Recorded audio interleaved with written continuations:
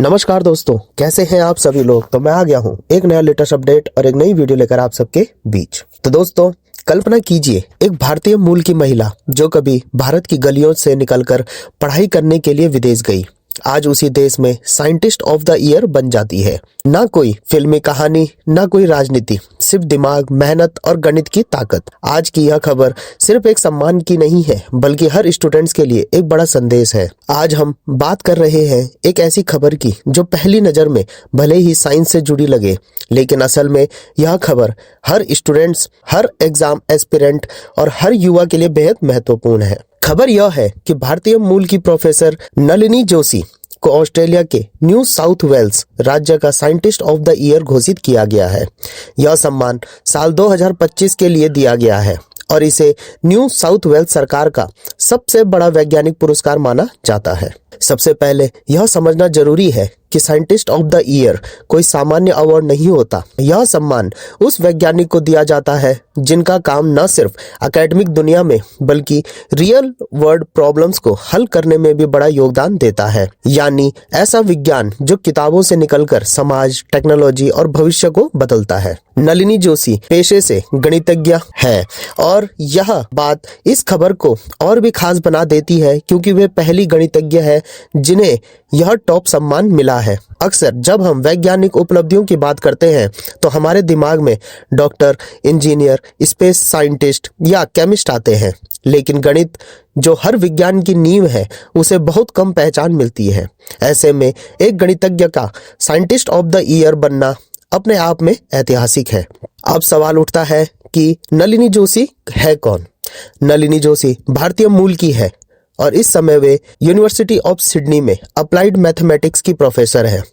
Applied mathematics का मतलब होता है कि ऐसा गणित जो सिर्फ थ्योरी तक सीमित ना रहकर प्रैक्टिकल दुनिया में इस्तेमाल होता है। उनके रिसर्च का इस्तेमाल climate modelling, fibre optic communication, medical technology और यहाँ तक कि क्वांटम क्रिप्टोग्राफी जैसे एडवांस क्षेत्रों में किया जाता है। यहाँ स्टूडेंट्स के लिए सबसे जरूरी बात यह है कि नलिनी जोशी का काम हमें यह सिखाता है कि गणित सिर्फ बोर्ड परीक्षा का सब्जेक्ट नहीं है, बल्कि वही गणित भविष्य की टेक्नोलॉजी को चलाता है। मोबाइल नेटवर्क, इंटरनेट, मौसम की भविष्यवाणी, सैटेलाइट सिस्टम, इन सब के पीछे कहीं ना कहीं गणित ही काम करता है। इस पुरस्कार को NSW premier prizes for science and engineering के तहत दिया जाता है।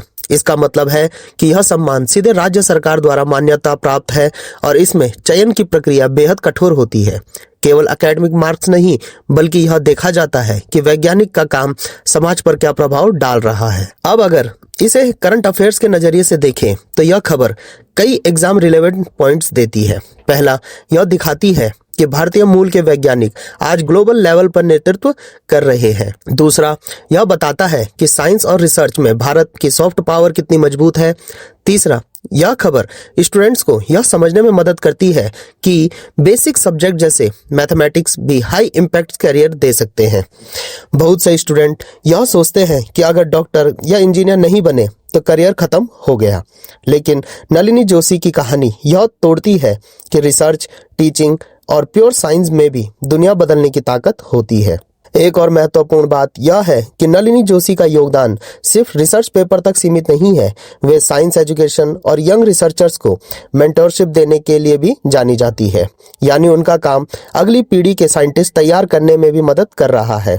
यह बात एग्जाम में अक्सर पूछी जाती है कि साइंटिफिक लीडरशिप का मतलब क्या होता है, और यह उसका परफेक्ट एग्जाम्पल है। अब जरा सोचिए, एक स्टूडेंट जो आज 10वीं या 12वीं में गणित से डरता है, अगर वह ऐसी खबर पढ़े तो उसका नजरिया बदल सकता है। यही कारण है कि ऐसी खबरें सिर्फ न्यूज़ नहीं होती, बल्कि मोटिवेशन और अवेयरनेस का साधन बनती है। अगर हम इसे ब्रॉडर पर्सपेक्टिव में देखें तो यह सम्मान यह भी दिखाता है कि दुनिया अब इंटरडिसिप्लिनरी साइंस की ओर बढ़ रही है। यानी साइंस के अलग अलग विषय मिलकर काम कर रहे हैं। गणित, क्लाइमेट साइंस, गणित, कम्युनिकेशन टेक्नोलॉजी, गणित, मेडिकल साइंस, यही फ्यूचर है। इस खबर का एक जेंडर एंगल भी है जो स्टूडेंट्स के लिए समझना जरूरी है। नलिनी जोशी एक महिला वैज्ञानिक है और आज भी साइंस में महिलाओं की संख्या पुरुषों से कम है।